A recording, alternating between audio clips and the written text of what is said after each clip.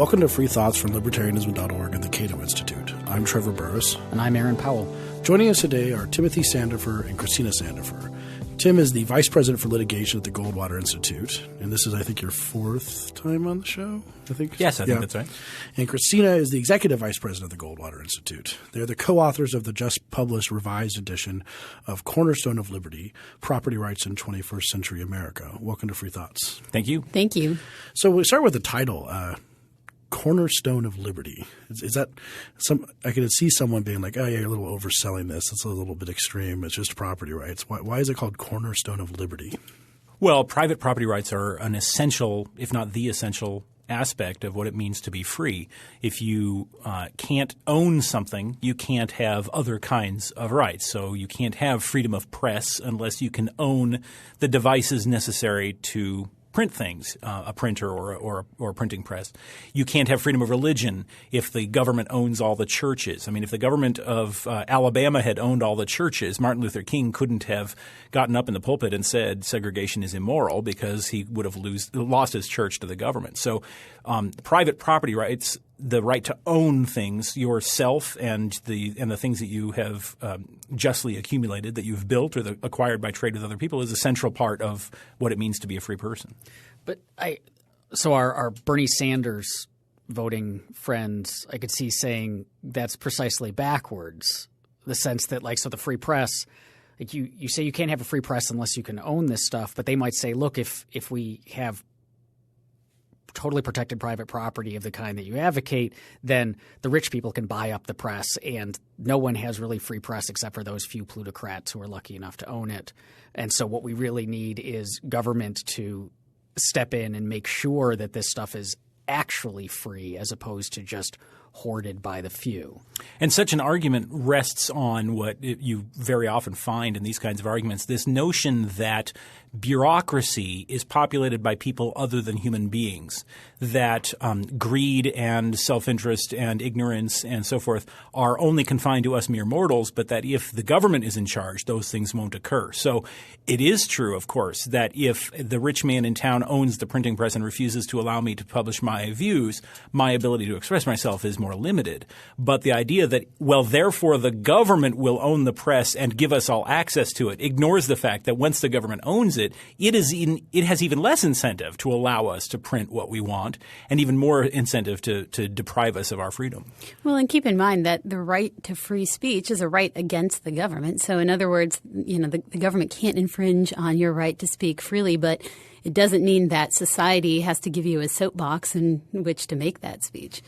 What does a society look like that has no property rights, if that's even feasible? It's not feasible. And if I tried to imagine what it would really be like to truly have no property rights, because of course no society has ever accomplished this, although very tragically many have tried, it would be a sort of science fiction world in which there were no boundaries between individuals. Because of course if you didn't have property rights, you wouldn't own your own self, you wouldn't own your own breath, you wouldn't own your own thoughts, you wouldn't own your own liver or blood.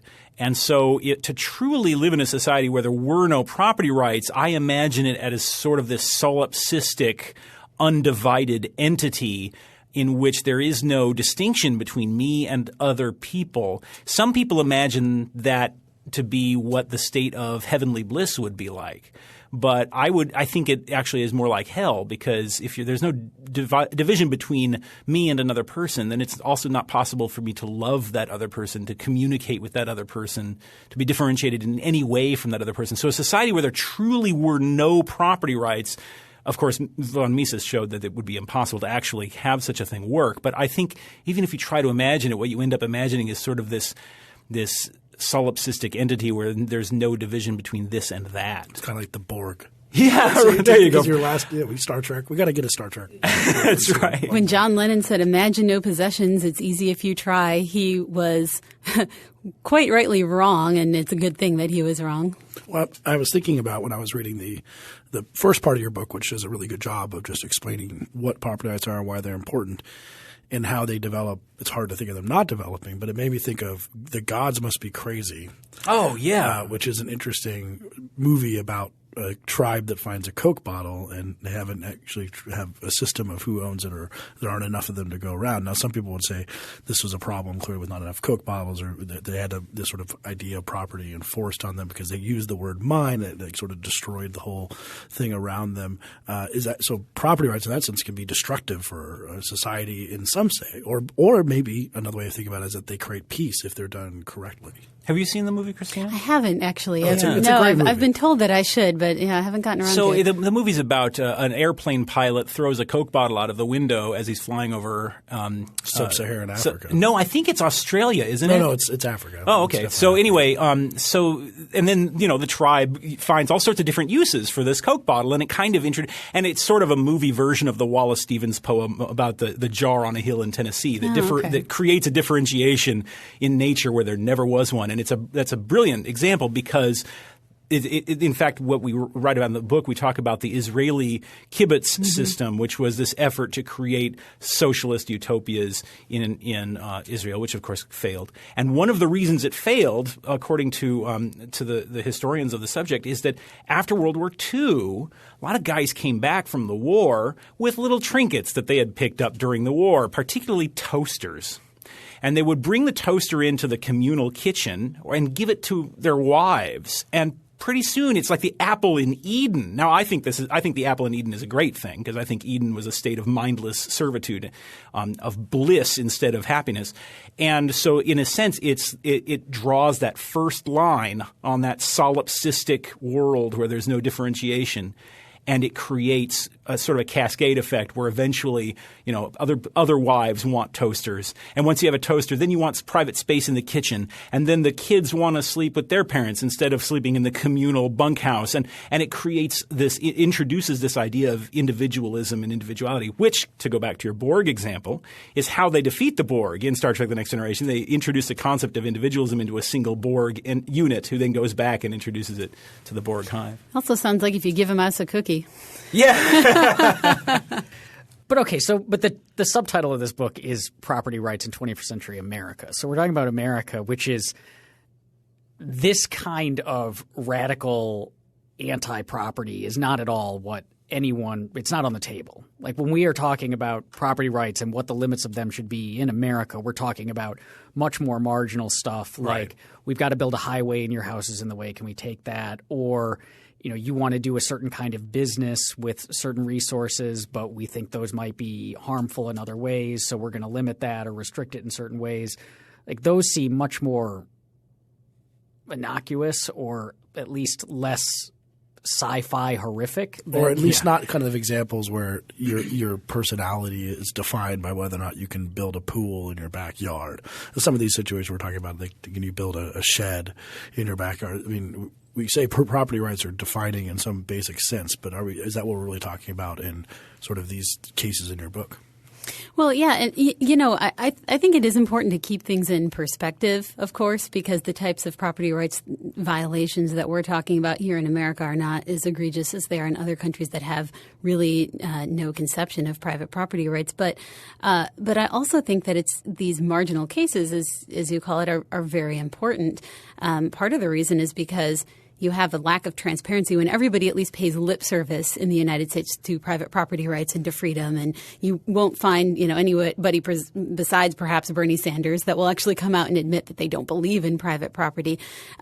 Then you're in a situation where it's easy on those marginal cases for the government to come in and slowly erode away at people's property rights. And so, in the book, we talk a lot about the differences between eminent domain, when the government comes in and physically takes your property away from you, which is a very visceral thing, and it's something that you're paid for because you're kicked off your land, and regulatory takings, which when the government comes in and through regulation takes away your right to use your property, your right to build on your property, like you said, your right to build a shed, your right to sell your property. And you may say that that's a marginal case because you're still able to live on your land. But I would argue that in some cases that's actually more insidious because you have a situation where the government regulates away your property value but still leaves you with the title. And in that type of situation, you're unable to use your property for the purposes for which you purchased it, but you're still stuck with paying the mortgage. You're still stuck with paying the taxes. You're still liable if somebody gets hurt on your property. And yet you might not be able to sell the property because now the value has diminished. So, so those types of things are still incredibly important, and they happen below the radar. How did the Founding Fathers view property rights? The Founding Fathers came from a perspective of classical liberalism that saw private property rights as the fundamental right. And I remember there's some letters that Jefferson and John Adams exchanged in their retirement about reading – they had been reading Plato, or Jefferson had been reading Plato. And he despised Plato. And Adams also despised Plato, and he writes to Jefferson that nothing could be better calculated to turn human beings into beasts than the community of property that Plato suggests. And in fact, history has proven him right on that score. So the Founding Fathers saw private property as a key to individual freedom and liberation. Now, a lot of the time people, on the other side will criticize the Founding Fathers. Oh, they were just wealthy exploiters of the downtrodden and in many cases literal slave owners. And so their desire to protect private property rights was really self-interested. I suppose it was in that sense self-interested, but that doesn't mean that they were wrong when they said that an individual's right to own himself also includes the right to acquire, use, and possess private property, and that is the only real security for individual freedom. But even the use of the word was a little different too, because Jefferson's first draft of the Declaration said life, liberty, and or Locke's list of life, liberty, and property, but he changed it to life, liberty, and the pursuit of happiness. Are those two different concepts as far as it goes for the Founding Fathers, that pursuit of happiness is different than property? I wouldn't say that they're different. In fact, I think this goes to the point that we've been making, that it's necessary to own things and to have self-ownership in order to be able to pursue happiness. And again, it's not a right to happiness. It's not a right to an outcome. It's to the right of the pursuit. And in order to be able to pursue happiness, you have to be able to be free. And in order to be able to be truly free, one has to own oneself and by extension, be able to own property. Now, the phrase pursuit of happiness in the Declaration, I think you're remembering the incident in which Jefferson was, according to some historians, Franklin corrected his language to add the words self-evident. But in his original drafts, pursuit of happiness did appear in Jefferson's original draft, and that's because he got it from George Mason's wording in the Virginia Declaration of Rights only a month earlier. And Mason's wording I actually kind of prefer, where he said that all people have the right to acquire, possess, and obtain private property and pursue and obtain happiness and safety. And he puts those two things together. Acquiring, possessing, and using private property is a way of obtaining happiness and safety. The phrase pursuit of happiness probably originates with John Locke in his inquiry on human understanding as being the goal we all aim at. It's a nice summation of the goal we all aim at in our lives. Those who try and defend property rights, it seems – is this really just – I mean, the people who have property are generally rich. Is this just a way of trying to defend wealthy people and the privileges and prerogatives of wealthy people by defending property rights? You caught me. I knew it. I knew you were evil the whole time. I knew it. Of course, the answer to that is exactly the reverse. In every society where government controls people's lives, in totalitarian societies, in communist dictatorships and so forth, the wealthy and powerful, they have plenty of protection because they have political connections, and so their property isn't going to be taken from them. It's those of us who don't have that kind of political influence who need strong protections for private property rights the most. And so Kelo is the perfect example of that. You don't see rich white folks having their homes taken away to build shopping centers. It's people who have less political influence and are unable to persuade elected officials to respect their constitutional rights. That's why we have a constitution.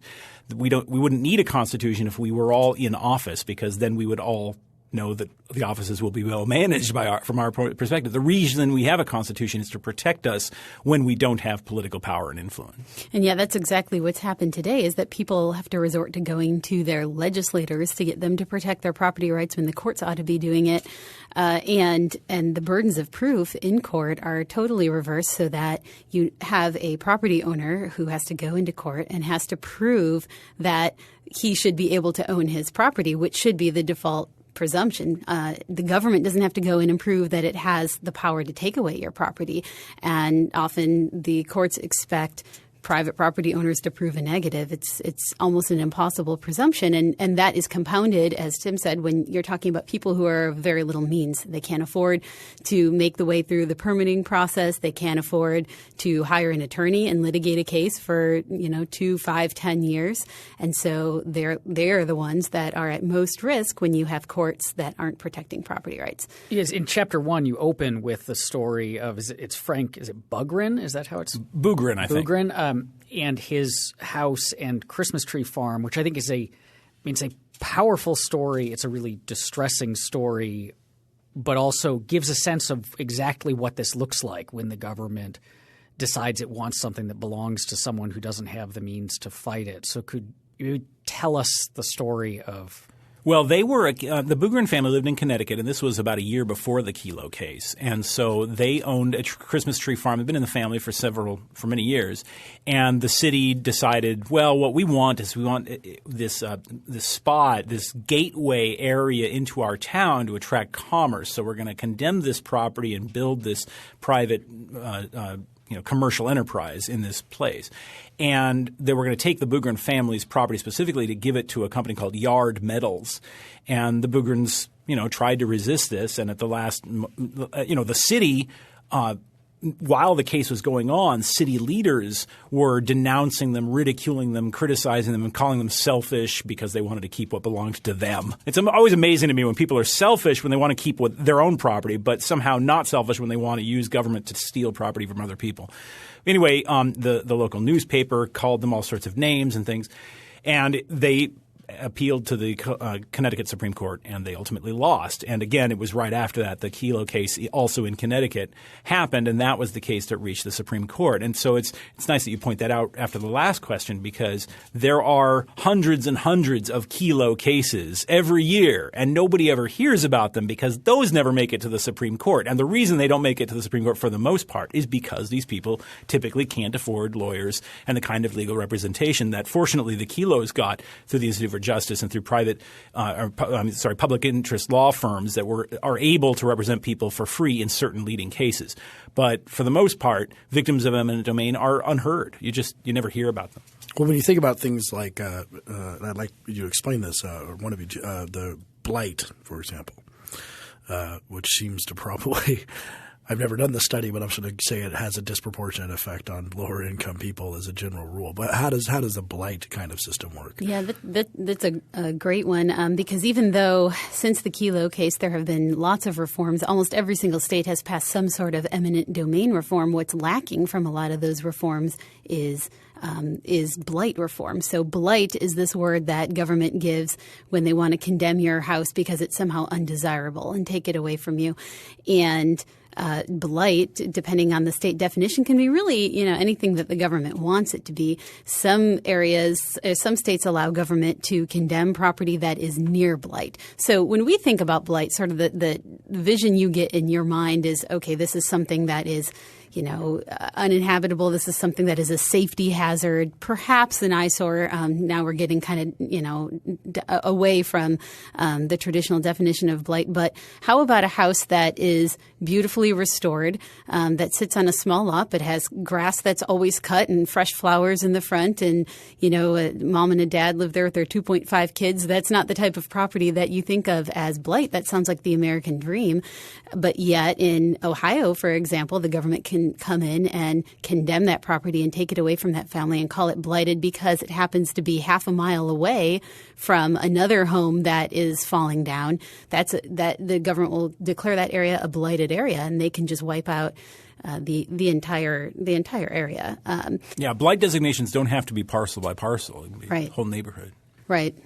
What's striking about these stories and about how this plays out is, on the one hand, just that it's so common and that people – you expect that especially at local government level, government can get away with all sorts of things that people don't notice because there's just not that many people covering it, and it doesn't tend to make the national news. But what's shocking is not just that it doesn't get covered, but in so many of these cases the public seems – when they do find out about it, to either simply not care or to be actively hostile to the property owner. Yeah. And this is one of these issues that we run into as libertarians a lot, I think, when trying to promote economic liberty is it just feels like people don't think it's as important as, say, civil liberties, or they don't feel like it gets abused the way that – so like, you know, when you – if the government taking a large portion of your money through regulation or taxes, people don't really treat that as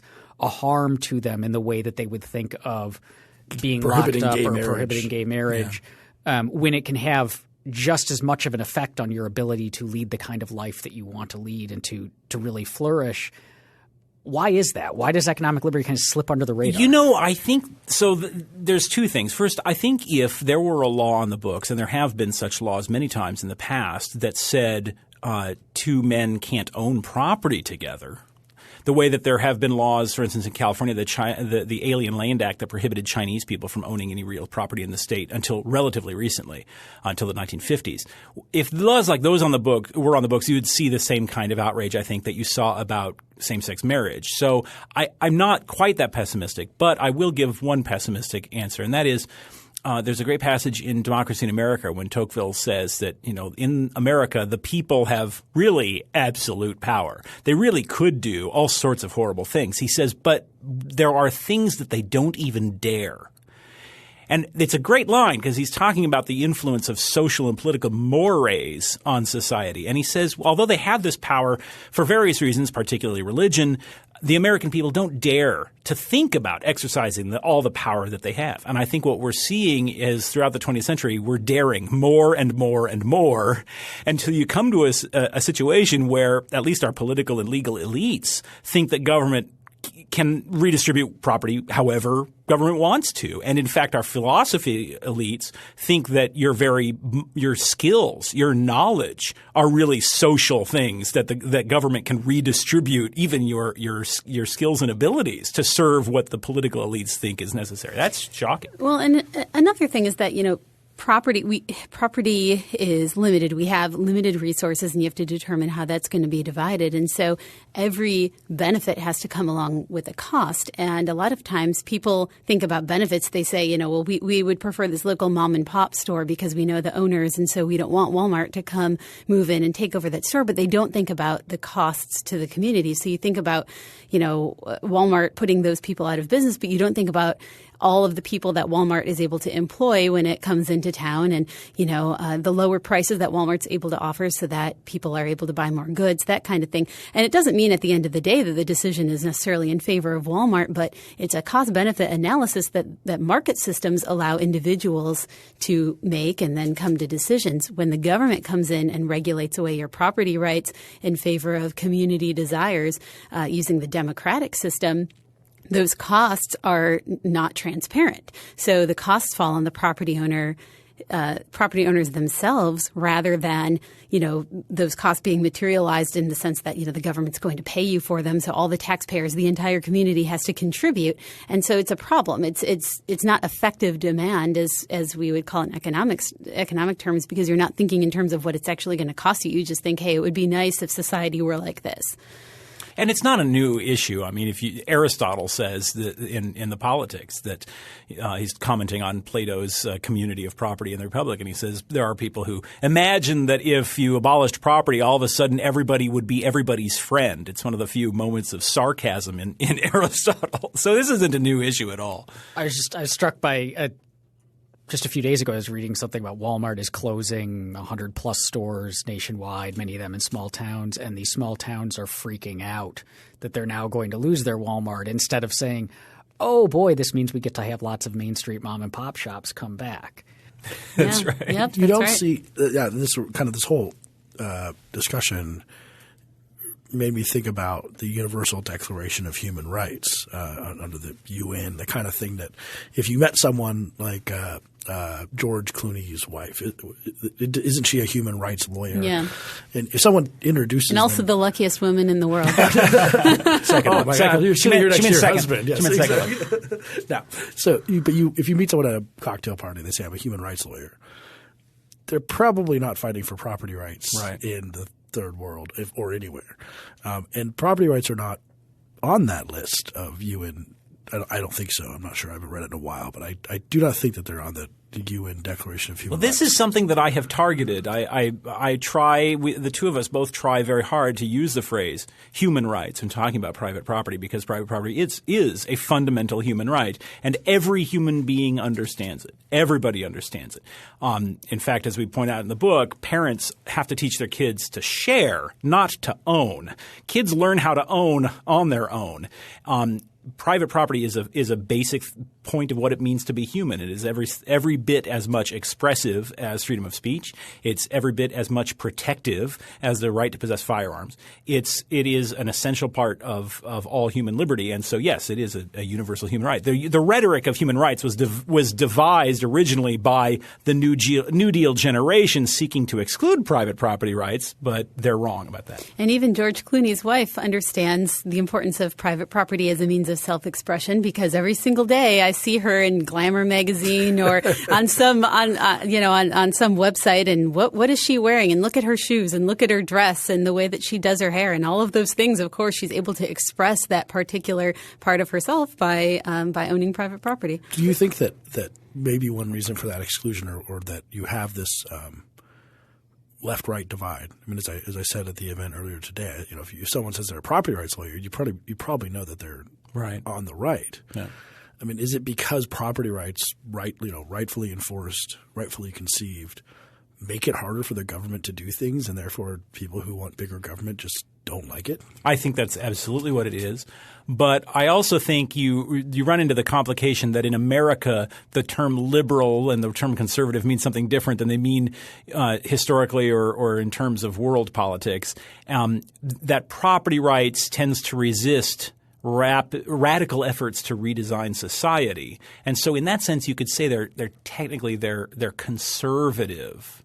So there is a tendency in that regard, I think, to picture them as more property rights as a conservative idea. But you're right to say that big government politicians tend to not like property rights. I mean, Donald Trump considers himself a conservative or a Republican. But, of course, there's a very famous Institute for Justice case where Donald Trump tried to condemn and take away a grandmother's property in order to knock down her house and put up a parking structure for his limousines in Atlantic City. So, again, when private property gets in the way of big government and something that a rich crony wants to do, then it's not desirable anymore. And that example shows that property rights is liberal in that sense. In fact, it's very liberating, and it's, as I said before, it's the poor who need legal protections for property rights more than the rich. So in that sense, it's really kind of left wing. Okay, so most people would admit that there are. When the government can intervene in property rights, there can be abuses, and they can often be abuses to benefit the rich, like the Trump's trying to take the woman's house. But at the same time, as you mentioned, we have to teach kids immediately have a sense of mine, and then you have to teach them to share. And so maybe getting rid of this notion of what's mine is part of maturing and growing up. And we need – to go back to Aristotle, his idea of – our political system would be each ruling and being ruled in turn, that as you become more virtuous, you are in government, and part of government's role is to teach us to be virtuous. And so maybe what we need is, even if we don't like it and even if it's hard, we need the state to step in and say, look, this, demanding of what's yours is not the right thing, and we need to share more. But again, that assumes that government is a disinterested party, and it's just not. That assumes that government officials can somehow turn off their selfishness or their human beingness when they come into this situation, and they're just going to make some fair and impartial determination. And, of course, what does it even mean to be fair and impartial in a situation like that? If I've worked hard and I've earned property, then isn't it fair to allow me to keep it? But that's just not reality. The situation is that government officials are people just like anyone else, and the difference is that they have the power to be able to make decisions in ways that they see fit. Plus, I'm skeptical of the idea of sharing as a virtue to begin with. There's that episode of Family Ties when Michael J. Fox's character sends his little brother off to his first day in kindergarten with a big piece of tape on his chest that says, "I do not share." I suspect that would be me. The reason why sharing is a virtue among siblings is because their property is given to them by their parents. They didn't create that property, so they have no claim of that sort to the property. And so then the parent can say, no, you have to share. But when it comes to other kinds of property for adults, when it comes to justly acquired property among adults, it is a violation of my rights to compel me to share with somebody, and I don't see any virtue in it. Property rights, I think, encourages human beings to share in a way that we would find valuable and good. So, that's the term, the sharing economy, has been used to apply to groups like Airbnb and VRBO that allow people to rent out their property to people who are vacationing or visiting a town instead of having to go to a big hotel chain, or Uber or Lyft. Allow people to give rides to people who are needing rides instead of having to go through an established taxi industry. And so, that type of sharing, of course, it's based entirely on the respect for private property rights. And there we have people that are meeting each other and then are interacting. I mean, when you think about whenever you take an Uber, the interesting conversations that you have with the driver, we're allowing that type of sharing, that market-based sharing that respects private property rights, is allowing people to connect and to value each other more so than any type of government interventionist system. That's a very good point. As opposed to the kind of sharing where you are, as the philosopher Anthony de Jesse says, slicing up the cake that nobody baked, where we have this idea that wealth is just some sort of social institution. It just sort of fell from heaven, and that our job as appliers of justice, that our job is to apportion these rights in some sort of fair formula, when really the question is, did you justly acquire it, and therefore does it belong to you? Are the two of you then property rights absolutists? Is there a limit to this? So eminent domain is often abused and certainly can be abused. So should we get rid of that power of government entirely? Well, I would like to see that power scaled back, probably more so than the Constitution even provides for. But it depends what you mean by property rights absolutist, because in the term property rights is the word right. So if I have a right to do something, then it's rightly mine. But there are a lot of instances where people will say, well, gosh, if you believe absolutely in property rights, then you believe in someone's right to use their property to harm someone else. You believe in someone's right to pollute, or someone's right to do something that would hurt their neighbors and shoot someone who comes on their land. Yeah. Well, but the thing is, when you have those are uses of your property that you don't have a right to in the first place. If you're using your property to harm somebody else, then that's not really a property right. That's a property abuse. And so, is that a limit to property rights, or is that just outside of the realm of property rights entirely? Yeah, I think there's an element of absolutism in the concept of right. But I also would say, no, I'm comfortable with a very limited conception of eminent domain in principle, subject to all sorts of limits because of how badly abused it can be. Because there are certain very marginal cases, but they do occur, where a person is inflicting a harm on other people simply by standing in the way with his property. Now, the reason that's so dangerous an idea is because at bottom, all property rights are the right to hold out. But that's why the compromise that we reach is, well, the government can take property under certain limited circumstances so long as it justly compensates that person. And the analogy that I use is to there's a principle in tort law that in an emergency you can damage somebody's property as long as you make them whole afterwards. So if you're lost in a forest in a snowstorm and you come across a cabin, you can break into the cabin and shelter there during the snowstorm so long as you then compensate the owner for that, because it's an emergency. In those kinds of circumstances, I think it's legitimate. But I agree that it's a tough question.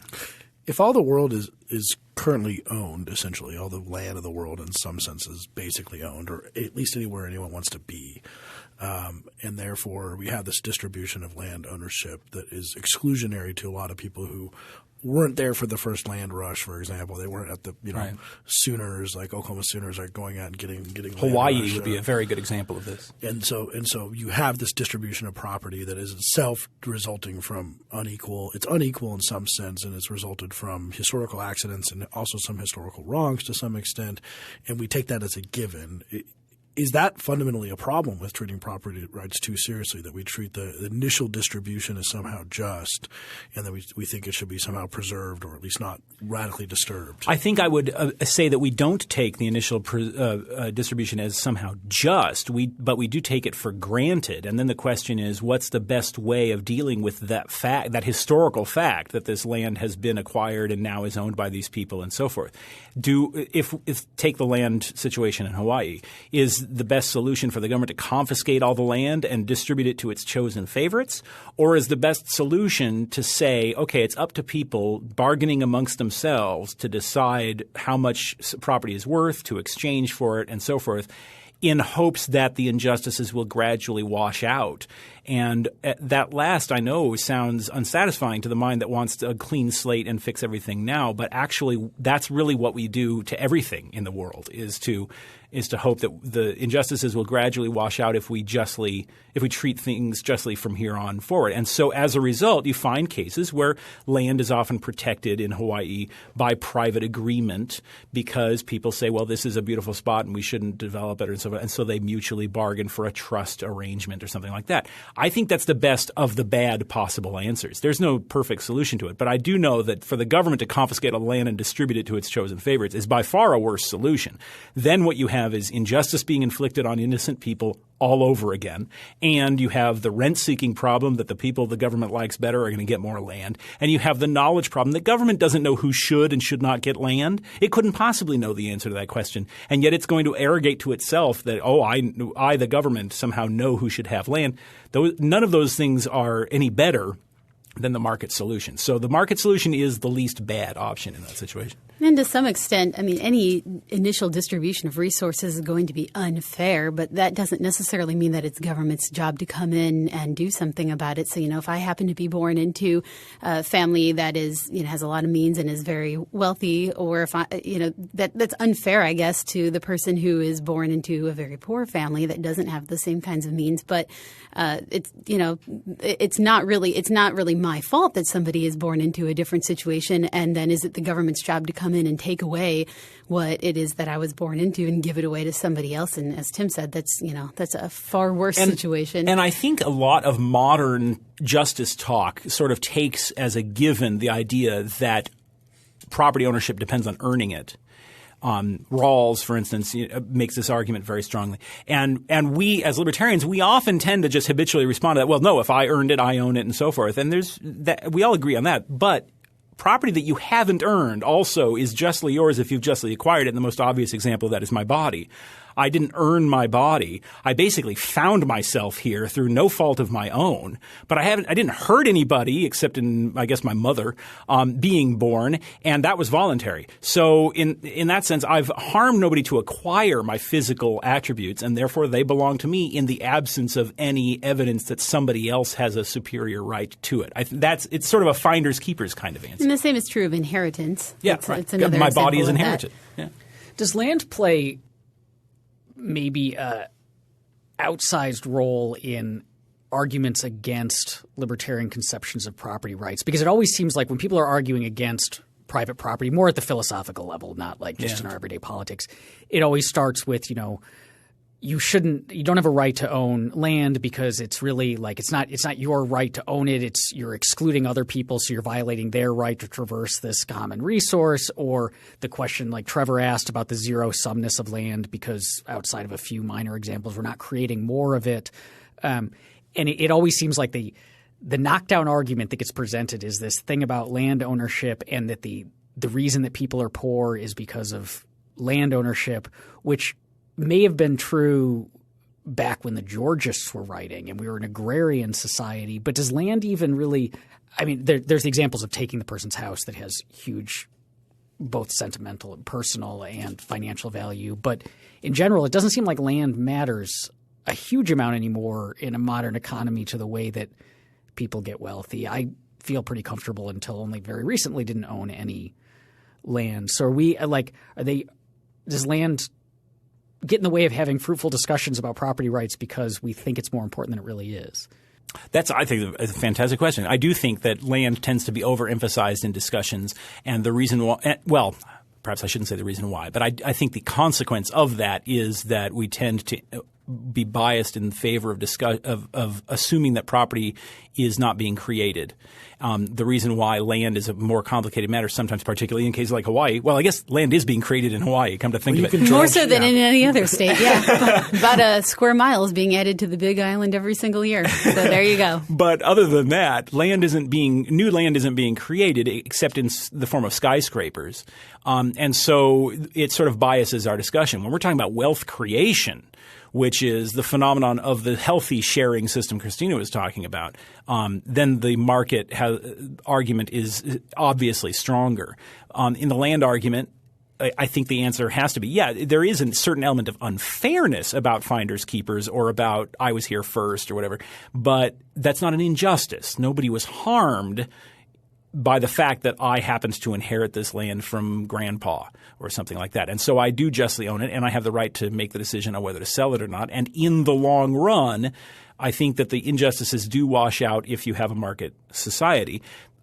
And there is no alternative to that to answer that does any better. The alternatives of confiscation and redistribution have so many downsides. They are vastly outweighed by the least bad option being the market economy. And if land ownership and home ownership are given some undue exploitation in these discussions or something like that, I mean, really the government is partially to blame for it because the federal government and state governments subsidize agricultural land ownership. They subsidize home ownership and have recognized that this is a value and it's a value that everybody ought to partake in.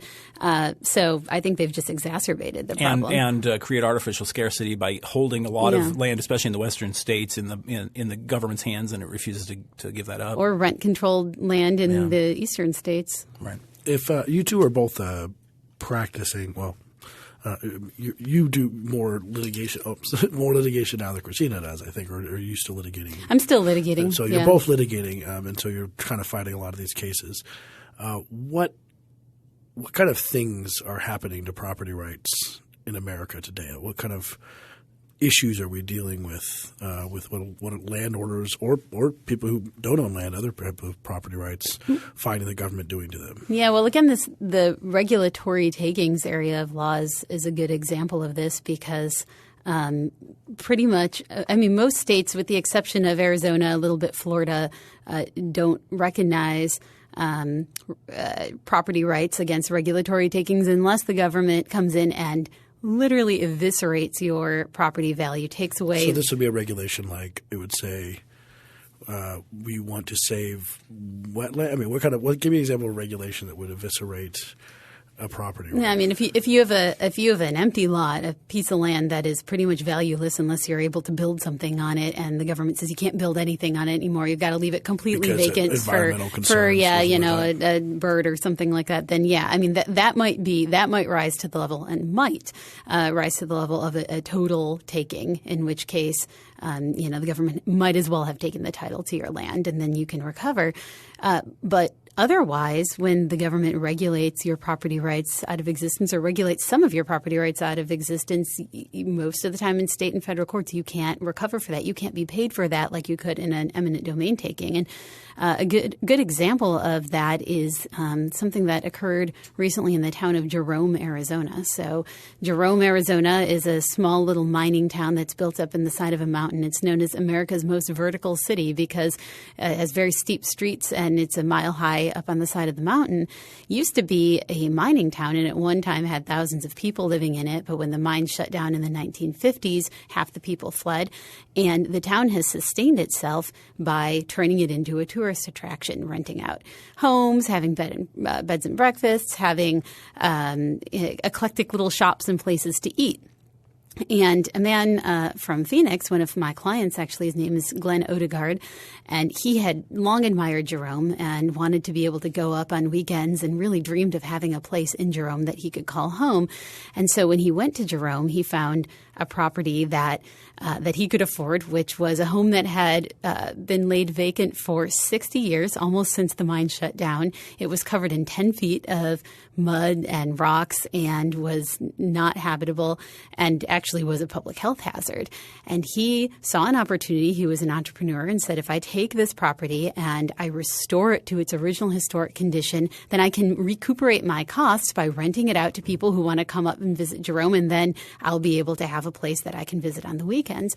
And so he got the permits for that. In fact, he did such a good job that he earned a spot on the cover of Arizona Highways magazine, and the government of Jerome itself put his house on the historic Jerome walking tour. And then suddenly the town changed the rules in the middle of the game and decided that actually you can't rent out your property short term, so for under 30 days as a vacation rental, and Glenn was out of luck. And of course, this was the purpose for which he bought his property, was told he couldn't use it that way. Now, in a typical situation, if Glenn went to court and argued that he should be compensated for that regulatory taking, the court would say, well, that property is still full of lots of value. I mean, maybe you couldn't sell it for the same price because your rights have been taken away, but you can still rent it long term and you can still live in it yourself. So even though that's not what Glenn wanted to do with his property, he'd be told that he's out of luck.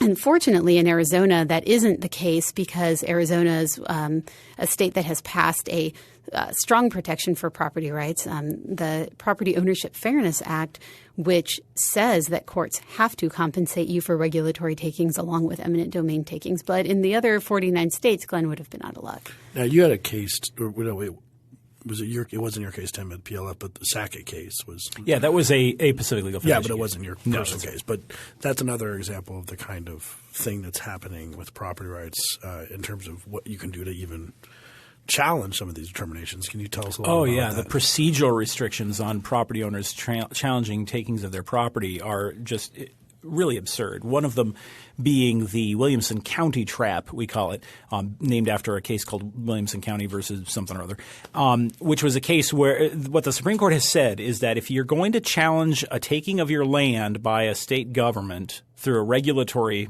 taking as opposed to eminent domain, you first have to go through the state courts to seek just compensation and be denied. And then you can go to federal court. The problem with that is that there's another rule that says that once you've lost in the state court, you can't go to federal court with the same claim.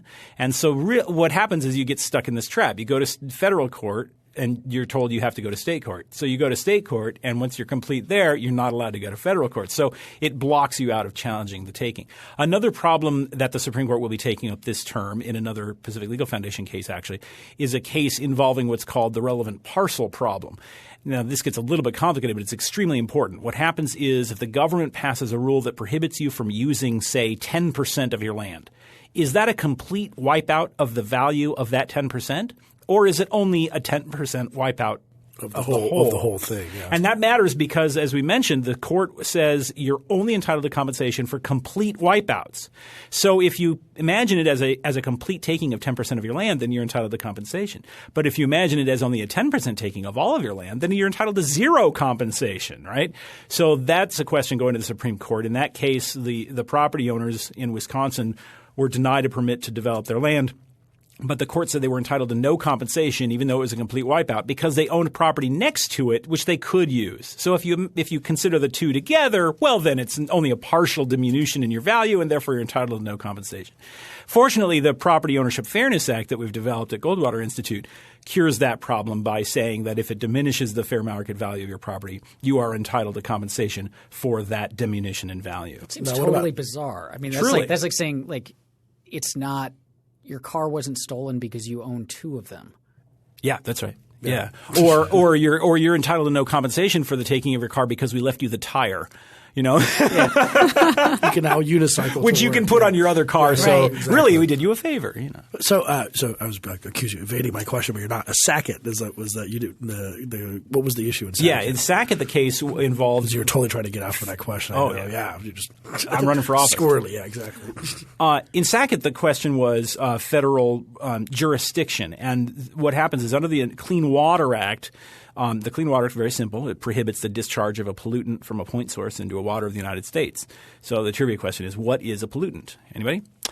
It's whatever the government says it is, right? And what is a water of the United States? Anybody? Whatever the government says. It's whatever the government says it is, Everything. right? Including dry land, which is classified as a wetland under federal regulations that are basically vague. So in the Sackett case, the Sackett family in Idaho wanted to build a house, and they got this order from the federal environmental bureaucrats saying your perfectly dry land is a wetland, and you have to therefore remove what you've built. They had put a foundation down in preparation for building their house.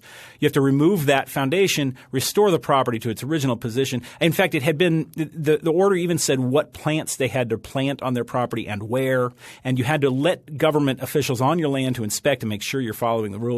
And if you don't, you're liable for financial penalties of something like $75,000 a day. I say something like because we never did find out exactly how much it was, but it was probably on the order of $75,000 a day. And the Sackett said, well, don't we at least get a hearing to say where we can argue that our property isn't a wetland? And the federal court said no. So that case went to the Supreme Court. And the Supreme Court said, yes, they're entitled at least to a hearing. Now, that's a great victory. It was 9-0. But it is only a day in court. That's all that is. Now the Supreme Court has granted cert in another case that it will hear this term, another Pacific Legal Foundation case, on the question of jurisdictional determinations. When the EPA says, we have determined we have jurisdiction over your property, are you allowed to appeal that and have a court hearing about that? That case is going to the Supreme Court. Do you know what happened to the Sacketts on remand? The last I heard, the case has gone back to the trial court, and they've been kind of bargaining over how to have that hearing. But the hearing, so far as I know, has not taken place yet. So do you think that years afterwards? Of course, years afterward. Do you think that in general, looking into the future, that things are going to get better or worse for property rights? I mean, as government expands, it's probably going to get worse, but maybe we have a little bit more tools in our arsenal to fight these things. You go ahead. I'll think about what I – Well, we both work for an organization that uses federalism to fight government overreach. And so I think there's reason to be optimistic because we've seen time and time again that the states have stepped in and have corrected some of these injustices. And actually probably one of the best things that to come out of the Obama administration is that some of these violations have been so egregious that people are now learning that their property is not protected, and they're trying to do something about it. And that happens. That's true of the environmental regulations or otherwise. And so states are trying to fight back. And so most of these property rights violations actually do occur on the state level. And so the states are in a good position to be able to do something about it. So things like the Property Ownership Fairness Act, which honestly, I mean, before the Kelo case, it probably would have been inconceivable to think that a state would pass something like that it would pass a law that would say that you are entitled to just compensation if the government takes away your right to use your land, that you can file a claim without having to hire a lawyer and go to court, that if you do have to go to court, the government bears the burden of proving that it was taking away your property rights in order to help health and safety, and that if you lose the case, you don't have to pay the government's court costs and attorney's fees. Those are all things that are, that again would have been inconceivable 10 years ago. But in fact, Arizona passed such a law. That law has been wildly successful. And the reason that it's been successful, regulators were afraid that, well, if we pass this, it will make the cost of regulation, too high and we can never pass another regulation again. Of course, that sounds good to me. But what it's really done is not that. It hasn't bankrupted the public treasury. What it's done is it's required regulators to think about the costs of their actions in a way that they've never had to do so before. So, if we want to impose a historic preservation ordinance that says that you can't paint your house pink, okay, that's fine. Maybe that's what the community wants, but then the community ought to pay for that. If I bought my house and I bought it because I wanted to paint it pink like Suzette Kelo's house, and that right was taken away from me, I shouldn't be the one to have to bear that cost. The community should bear it as a whole. And so I think making those costs more transparent, making the cost of regulation more transparent, and requiring regulators to think about these things is having a positive effect. And I think the fact that groups like Pacific Legal Foundation, Institute for Justice, the Goldwater Institute are taking on these cases where even the cases that we don't win in court, we're telling important stories and we're winning in the court of public opinion. So I think there's reason to be optimistic. There's a lot of work to be done, but I think there's reason to be optimistic. I guess I agree in a broader sense that because I think what I'm seeing is an increasing suspicion of the administrative state And I have the gall to hope that that's also true on the left as well as on the conservative side. But I think people are becoming aware of the danger of administrative agencies, these unelected officials that we have no effective democratic control over, who really write most of the laws under which we live our lives and are responsible for things like the Sackett case. That was a 9-0 decision because even the left sees there's a problem with these unaccountable administrative agencies making these decisions. Professor Philip Hamburger published this book on is the administrative state unlawful? And I think you're seeing a lot of judges express skepticism toward the administrative agencies. And on that note, there's another Goldwater Institute proposal that I think promises some hope, and that is our Right to Earn a Living Act that we've proposed. And this is legislation that, among other things, requires the administrative agencies in the state to review their regulations to see whether they effectively protect the public's health and safety or whether they unduly burden economic freedom. And if they do the latter, they need to eliminate the regulations. And if they fail to do so, taxpayers have the right to challenge those regulations in court. And that parallels very well what our new governor, Doug Ducey in Arizona, said in his State of the State address, which is that the need for accountability and for reasonableness among these regulations. I mean, it is totally unreasonable that federal officials in an office building in Washington, D.C. are making decisions like whether local communities can have dog leash ordinances or not. I mean, I'm not making that up. There's a case that went on where the EPA fined a local government for not having a leash law because it allowed owners to let their dogs run free on the beaches, and the dogs were killing an endangered species. And so the city got charged for that. I mean, that's totally unreasonable. It's unreasonable that the federal government dictates everything from the thickness of ketchup in fast food packets to the angle at which your office chair can recline, and that you have no meaningful control over that official. So I think there is skepticism, both, I hope, on left and right, about the need for reform of the administrative state, and that gives me a lot of optimism. Free Thoughts is produced by Evan Banks and Mark McDaniel. To learn more, find us on the web at www.libertarianism.org.